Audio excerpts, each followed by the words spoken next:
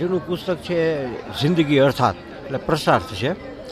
એટલે ખરેખર જિંદગી એવી ગૂઢ રહસ્ય જેવી વસ્તુ છે ને જે રહસ્ય હોય એ પ્રશ્નાર્થો જ હોય. એટલે આ પુસ્તકના ટાઇટલમાં જિંદગી અર્થાત રહસ્ય આવેલું છે. અને એક શેર છે મારો લખેલો, जिन्होंने जान ली जिंदगी छोड़नी चाहिए, गले तो उन्होंने लगाई जो ताउम्र जी कर भी जिंदगी से अनजान रहे. એટલે જે મહાપુરુષોએ જિંદગી શું છે